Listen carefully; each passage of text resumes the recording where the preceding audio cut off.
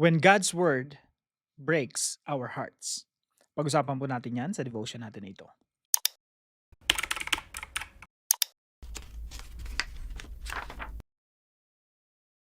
Magandang araw po sa bawat isa sa inyo. Welcome back to our 365 Daily Devotions Bible Characters Edition. Binabati ko po muna ng happy birthday, no? Maligayang karawan po kay Ma'am Mirasol Cardenio. So, we celebrate with you po. Now, pagpapatuloy po natin yung ating pag-aaral po patungkol po kay Nehemiah at ang pag-usapan po natin matatagpuan po sa Nehemiah chapter 8. Now, gusto ko lang pong balikan natin yung timeline natin, no? Esther, Ezra, and Nehemiah. Now, again, may overlapping po ito kasi magkakasama po talaga sila Ezra and Nehemiah. So, kumbaga, hindi natin sila pwedeng paghiwa-hiwalayin yung timeline nila.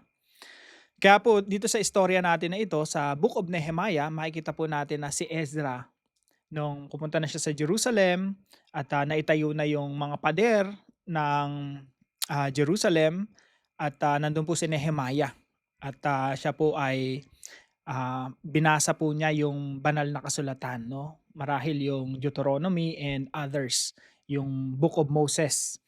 Yung Book of Moses po ay ano naman po yun, no? 5 po yun, no? Genesis, Exodus, Leviticus, Numbers, Deuteronomy.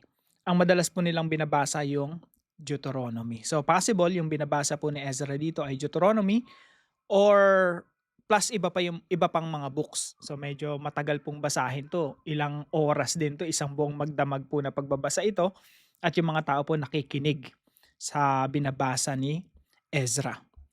So sabi po rito sa Ezra chapter 8, and all the people gathered as one man. So nagtipon-tipon sila. And sa verse 3 po sabi dito, and he read from it facing the square before the water gate from early morning, mula umaga until midday, in the presence of the men and the women and those who could understand. So ang haba, no? Parang pa-play nating mga 5 hours, 3 to 5 hours.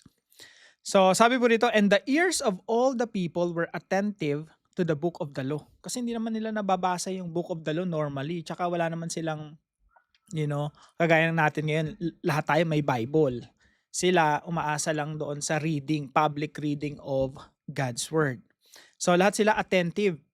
Siyempre, for the longest time, di nila naririnig yung kasulatan, yung banal na kasulatan. At ito lang po yung mga pagkakataon na naririnig nila yung banal na kasulatan na alam nila na galing kay Yahweh. Tapos alam din nila kung ano yung violate nila doon. Alam nila kung ano yung kasalanan nilang ginawa laban sa Diyos. Sa verse 4, sabi dito, and Ezra the scribe stood on a wooden platform that they had made for that purpose. So, ayan po, merong platform, nandun si Ezra, tapos andun yung mga tao, nag-gather sila doon at nakikinig ng salita ng Diyos. And then sa verse 5, and Ezra opened the book in the sight of all the people, for he was above all the people, and as he opened it, all the people stood. And then they worshiped the Lord. And then sa verse 8 po, sabi dito, they read from the book, from the law of God. So marahil mas marami pa kaysa sa Deuteronomy yung binasa nila, no? Clearly, malinaw na malinaw. And they gave the sense. So marahil ininterpret pa nila kasi yung binabasa nila nito, most likely Hebrew yun. Tapos ine-interpret nila sa Aramaic o dun sa common language nila during that time. So that the people understood the reading. So possibility na ganun yun, no? Pag binasa sa Hebrew, translate nila or ine-explain nila sa wika na nauunawaan ng lahat. Kaya sabi dito, so that the people understood the reading. And then, yung pagbasa nila ng banal na kasulatan, sabi dito, for all the people wept as they heard the words of the law, and they had understood the words. So nag-iyakan sila, no, nung napakinggan nila yung salita ng Diyos. Kasi habang parang liwanag po yan eh, habang pinapaliwanag yung salita ng Diyos, lalo nilang nakikita yung kanilang mga sarili.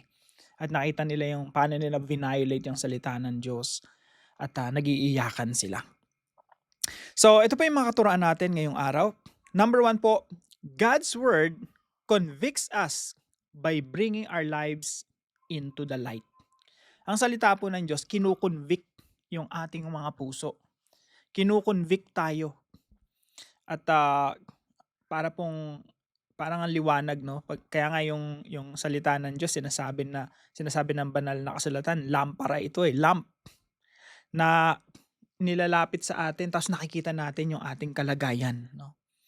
At nakikita kasi yung salita ng Diyos yan yung katuwiran ng Diyos. At pag nakikita natin yung standard ng Diyos, yung katuwiran ng Diyos, nakikita natin yung ang kabaluktutan natin. At nakikita natin kung gaano tayo kalayo sa Diyos at kung paano tayo sumuway sa kanyang banal na kautusan. Kaya pag nagbabasa tayo ng salita ng Diyos, isipin natin liwanag yan.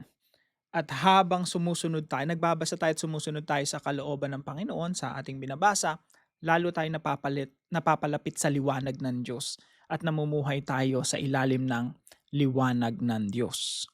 Pero kapag hindi natin binabasa ang banal na kasulatan, lagi tayo nasa dilim. Minsan hindi na tayo aware na ang buhay pala natin punong-puno ng kadiliman at tinatago natin yung ating mga sarili sa Diyos. Point number 2, God's word must break our hearts. Yung salita po ng Diyos, dapat talaga tumitimo sa puso, hinihiwa yung mga puso natin, no? Before it shapes our lives.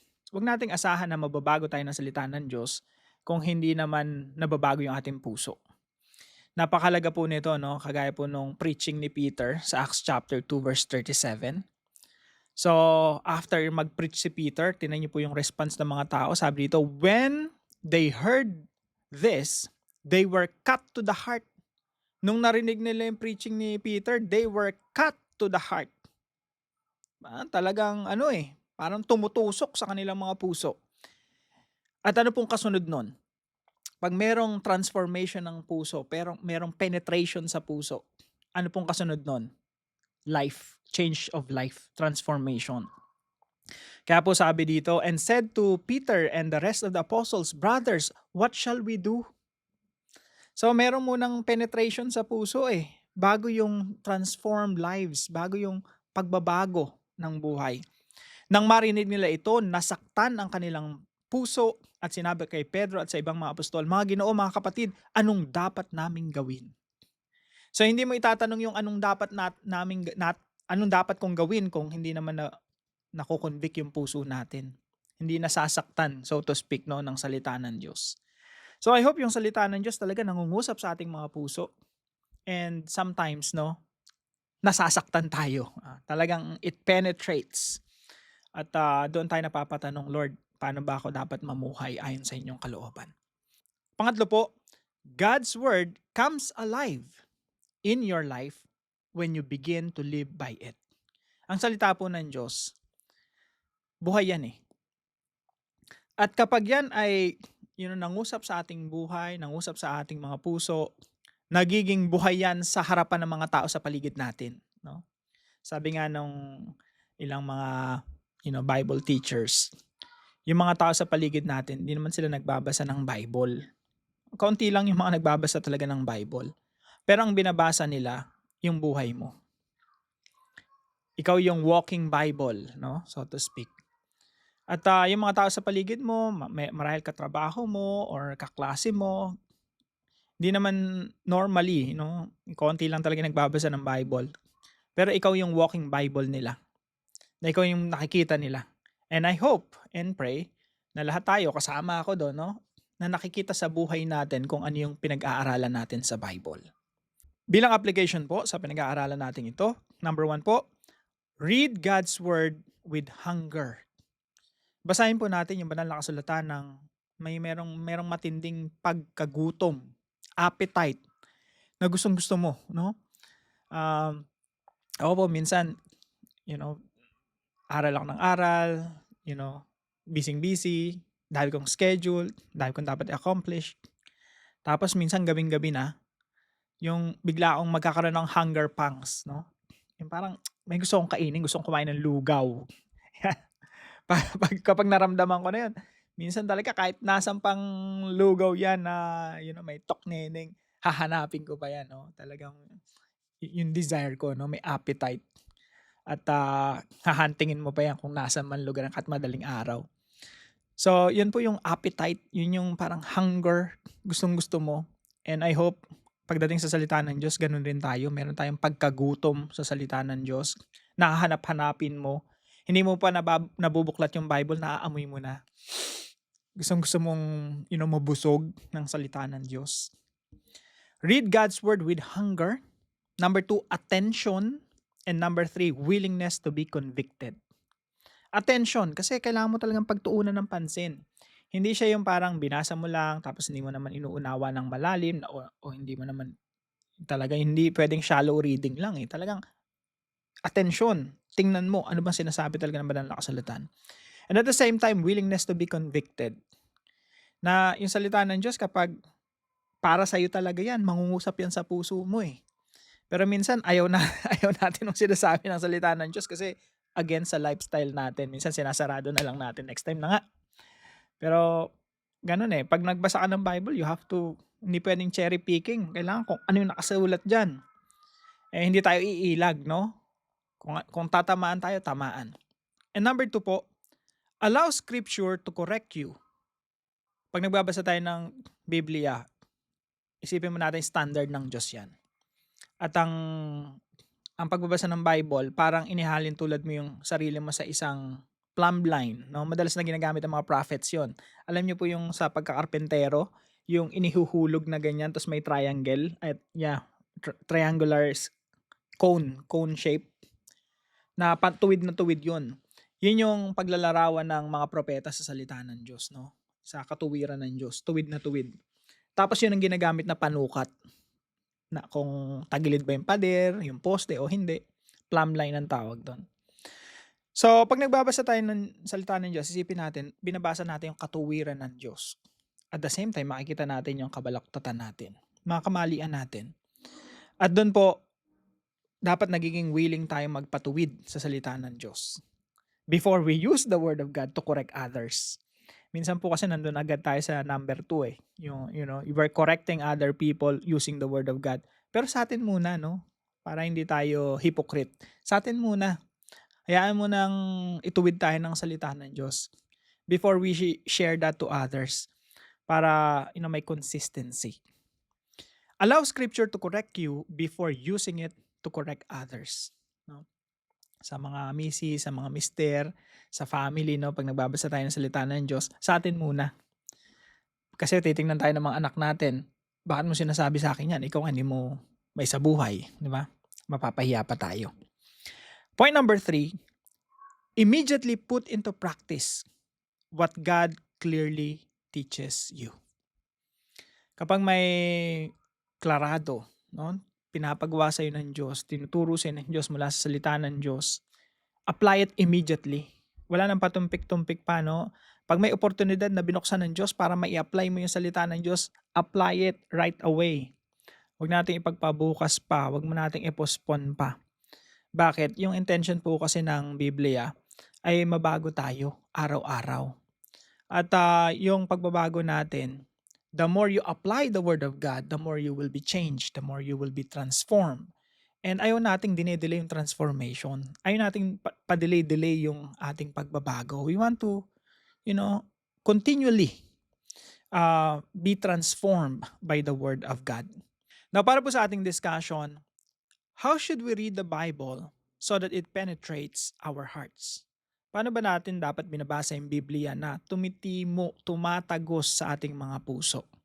So patuloy po natin pag-usapan yan sa ating mga discussion groups at sa dive deeper naman po natin, magkaroon tayo ng mini seminar, hermeneutics, no? How should we interpret the Bible? And later on po magkakaroon tayo ng course patungkol sa hermeneutics. Interpretation po yan ng Biblia. Samahan niyo po ako sa panalangin. Heavenly Father, give us a deep hunger for your word. Teach us to read it carefully, attentively, and with hearts that are willing to be convicted. Let Scripture expose our sins, correct our wrong thinking, and lead us into truth. Keep us from using your word merely to judge or correct others, while ignoring its message for ourselves. Grant us humility to receive your correction, and courage to obey without delay. May what we learn transform our attitudes, choices, relationships, and daily conduct. Shape us through your truth for your glory. In Jesus' name, Amen and Amen. Maraming salamat po kay Sister Juvie na faithfully kasama natin lagi sa ah, mga devotions natin. Maraming salamat po sa inyo. Ang Diyos po ang magpala sa inyo. Now, kung kayo po may natutunan, ipaalam niyo lang po sa comment section right below this video. And please don't forget to share this devotion to your family and friends. See you po tomorrow 5 a.m. dito po sa ating daily devotions.